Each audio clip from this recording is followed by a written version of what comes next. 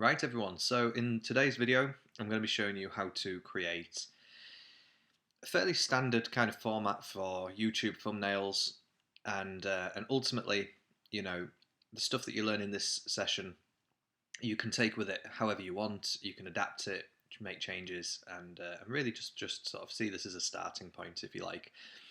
So afterwards you'll be able to create stuff like this or even stuff like this and essentially I'm just going to be showing you some of the sort of the thumbnails I've seen, which seem to be a lot more popular at the moment, and this kind of stuff is really quick to do, and I'm going to be showing you how to kind of do that. So let's get started. The first thing, if I close this project off, the first thing you'll see is something like this, which is wherever you've created something before in Photoshop. We're going to hit Create New, and as you know that this is going to be similar dimension, it's going to be used through a video player. So the likelihood is your audience are going to be watching this on their phone or a TV in landscape mode. So we're going to stick to TV parameters for this. Now, in my recents, this is already set up. However, to get ultimately, we want to be creating something for film and video. So you want to click on this, and yeah, you want to then make sure that your settings of this canvas match the sort of dimensions of your video. So if you filmed in 720p, stick to 720p, and HDTV 1080 if you filmed in 1080. And again, if 4K, you could do 4K. But mainly because this is YouTube, 1920 by 1080 will be fine, and we won't get any scale issues. If you don't set your canvas correctly, this does matter. So that if this was too small or the aspect ratio was off, YouTube has a hard time recognizing that as a thumbnail. So yeah, make sure you go to HDTV 1080p and 72 ppi. This is essentially stands for pixel per inch, and on a TV the maximum depth for graphics is 72, whereas if we were going to print this out we'd probably want a higher pixel density, something like 300. As it's on a TV monitor, 72 is all you need to worry about. And yeah, at this point, keep the background as white. If you wanted it transparent, you could also select transparent there. 8-bit is fine because more than likely the TV you're watching is going to be 8-bit. And then hit create. And this is going to open up our correctly formatted canvas. And as you can see here, we've also got some guidelines which sync up to the guidelines on a TV. So you want to keep everything happening within this central rectangle and not the outer rectangle, as these are the unsafe zones, whereas this is the safe zone. This outer parameter is also quite safe, but anything in this furthest outer parameter, that's where it can be a bit risky. So this should be what you see. If you don't see this, maybe your workspace looks like this. Just be aware that you can expand certain parameters. The main thing that I'm going to be working in today with you all is the layers area here. You've got a whole host of tools that we're going to look at some of them today as well. And yeah, think of the layers a bit like the project space on your timeline, or if you're used to After Effects, the layers in the timeline on After Effects. But ultimately, yeah, let's get started. So it's always good to have an image. You can use just graphics if you really want, but most thumbnails contain an image or an image that's been created to represent the thing that the audience is going to be watching. So for this, I've just got a couple of images that we could use today. I've got this one here, which is quite popular if you're doing like a product video to show the product that you're going to be talking about, or just a image of yourself from a still from your video. I mean, be a bit more creative. You see people properly pose. I've just taken a screenshot, as you can see, at this point, so that I didn't have to get my camera set up and take a picture of myself. Laziness. So I'm going to use this as I use this at the beginning as an example.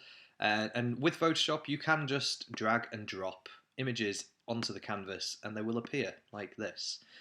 Now, it should be said at this point we can't do anything else because we have to kind of tell Photoshop that we're happy with this dimension, and I'm not, so I'm just going to drag this to the corner here of the canvas, grab the bottom and zoom and bring it out, so scale it up something like so. And as you can see, it looks pixelated and horrific, and that's fine because the moment you hit enter, it's going to assign this scale, should I say, to the image. Now it's pretty central, but at this point, if you click on the layer and hit the left key or the right key, you can move your image around, and there's a little shortcut for you.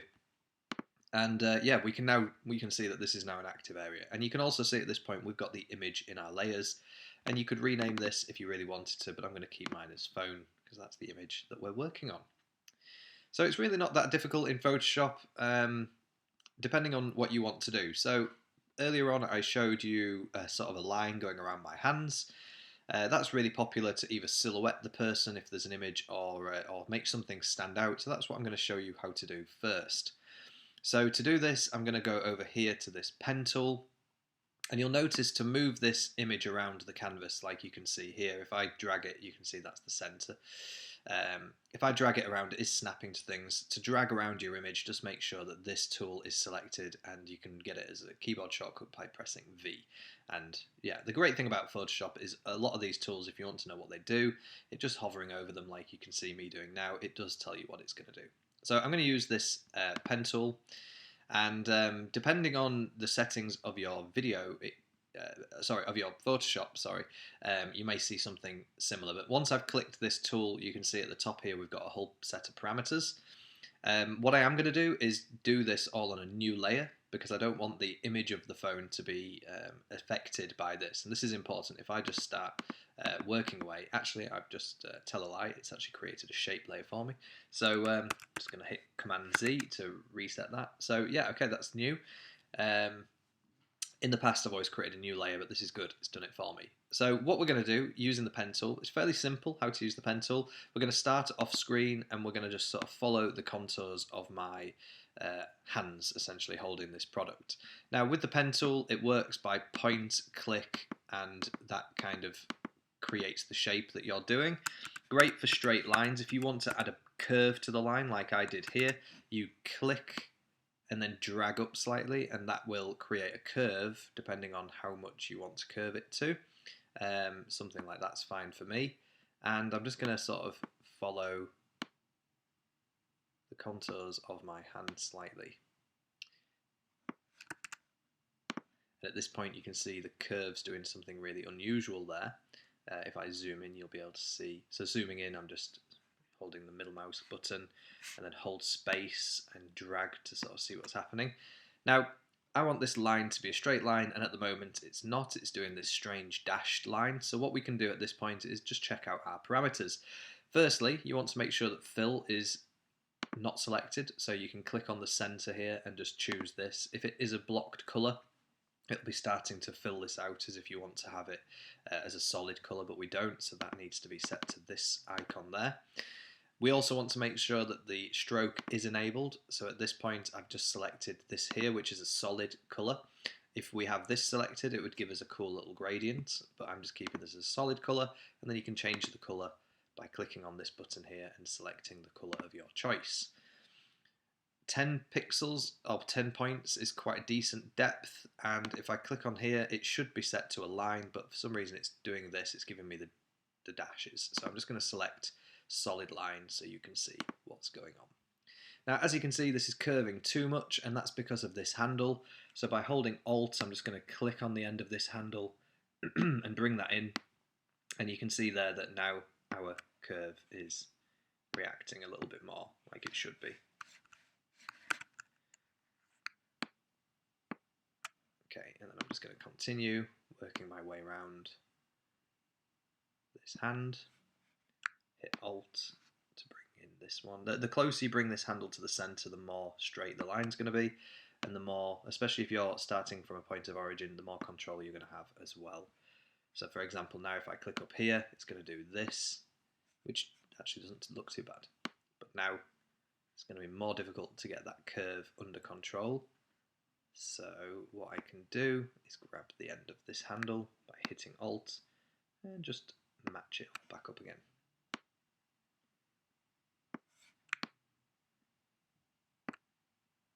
So depending on how much care you want to take, you're going to get better results.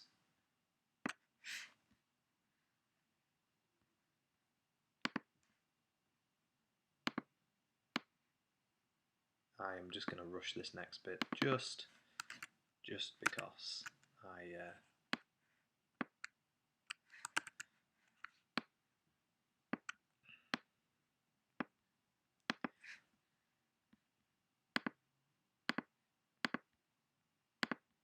can see there the difference of doing it correctly and then using the more jagged straight line feature.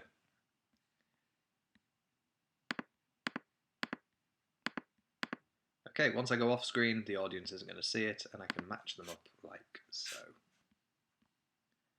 And there we have it. We have ourselves a highlighted around the hands feature. And this is now called Shape 1. Now, what is a good idea is to name these so that we don't get lost later on. And I'm just going to rename that Outline of the Hands.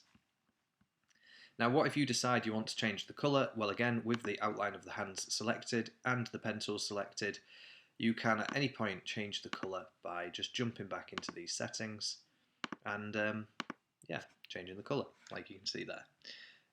If you want to stick to the colour palette of your video, you can choose maybe a colour that appears regularly, like so, and that's also quite cool, but I'm going to stick to white. This is also where you can change, if you need to, the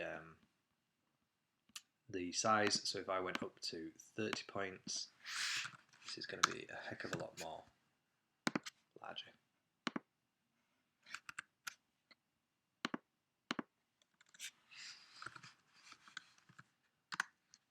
Like so. Okay, I'm going to stick to 10 points. Now I'm going to hit V to bring back my selection tool, and already we've got ourselves a decent parameters. Now to create the outline, you could do this as a shape. So again, clicking on the shape, go into rectangle tool, we could draw a rectangle like so, and follow the exact same parameters as earlier. So make the stroke size, let's say 50, and make sure it's solid color like so. And you could do it this way. Now I'm going to do this slightly differently and show you a different technique which can come in quite handy. I'm going to create a new layer by clicking on this plus icon, and I'm going to use this selection tool here, which is the rectangular marquee tool, and I'm going to grab the corner and drag to the side here, and I'm going to right click on this sort of ant trail and click stroke, because fill again would fill everything within this rectangle, but stroke is going to follow the line. Keep it at width 50, and again going to change it to maybe this red color here. Hit OK, and we're going to have this inside the center. You could have it on the outside or inside of the line, but we're going to keep it on the center. Blending mode, keep that to normal, keep opacity at 100, and hit OK. And then hit Command D to get rid of the selection ants, and this gives us a cool little record button sort of look happening around the frame. And then again, rename this layer red rectangle. And this is essentially how you build up your scene. Now, if you wanted to add some text, we could also create some text at this point and put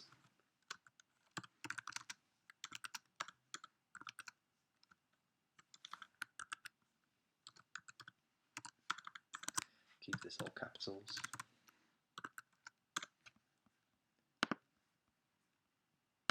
Again, top tip, if you want to adjust scale and things like this, keep your text layers on separate layers.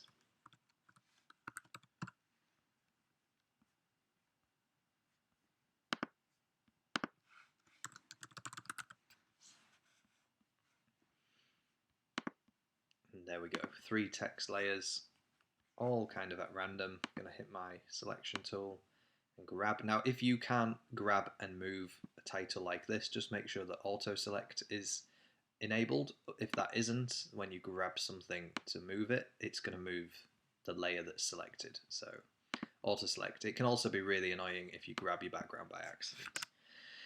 So just be aware of that. But yeah, I'm just going to grab and move these around. So again, thinking of Photoshop's got this really nice feature now where it will tell you where text is going to snap to. So if we go for the center of this window, I can then scale by clicking this and just scaling it up slightly and then moving it around.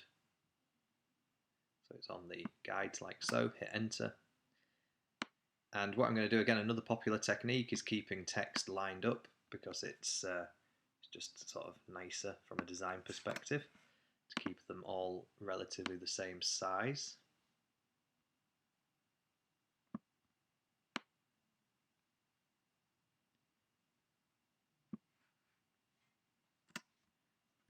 Now when we zoom in, we can actually see that these aren't really lined up whatsoever, so we can just fine tune this now.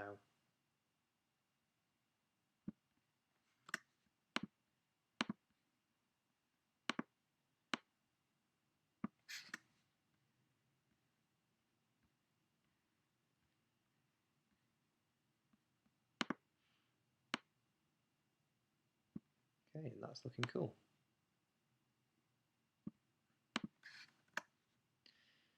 Now at this point it's all pretty hard to see, and we can do a few things now to kind of help this out. So we've got our text in the correct sort of layer, and we've got to think about our timeline, our layers here. Now if you drag a text layer and put it underneath the photo, for example, like so, it's going to disappear, because the way that the layers work in Photoshop is it's a hierarchy, so the top is the most on top layer.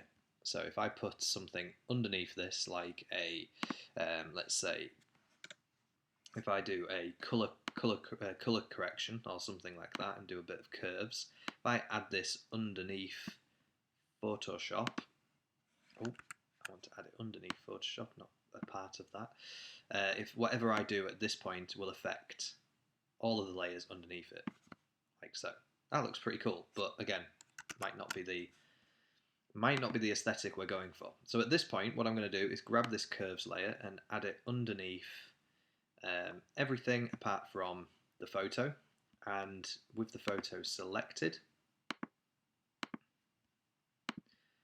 I'm going to adjust my curves, and this is just going to help my text stand out ever so slightly,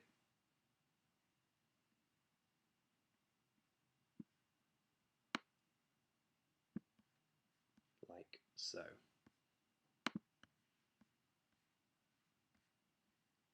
Now I could also do something else, and I'm going to show you this technique as well. So just clicking on the phone layer, I'm just going to hit the plus button, so this is going to put a layer above that phone. On this, I am going to get my paint bucket tool, and I'm going to select black, and I'm just going to press it. And as you can see, this gets rid of the photo completely, because it's a solid black layer above the phone. And at this point, I'm just going to call this the blend layer. And we've got some options. Normal is selected at the moment. If I sort of hover over these, you can see what it does. And again, you might find something that this works really well with. But I am going to find, saturation. Yeah, I think I'm going to do this as a saturation and change it from, and yeah, okay, so I've blended it, saturation. I'm now going to lower the opacity, and you can see that as you lower the opacity, that essentially adjusts how much this is seen above the thing underneath it. So I'm going to just change the opacity to, say, 30. 30 looked quite cool. Around 30. Close enough. So before, after. Before, after. Again, we're just trying to make our text stand out. We could just change the text colour, but we're just showing you some options. Now, if you're still not happy with this text, we could do something else as well. If you wanted to get really kind of creative, let's say, what I could do at this point is go underneath, well, above the red rectangle, create a new layer, and again, using the pen tool, which we used earlier on, what I'm going to do is paint over this screen, essentially. So grab my pen tool. This time I'm going to change the fill to a solid gradient. I'm going to make it black, which it already is. And I'm going to turn the stroke off, and you'll see why in just a second. And I'm just going to click on each corner.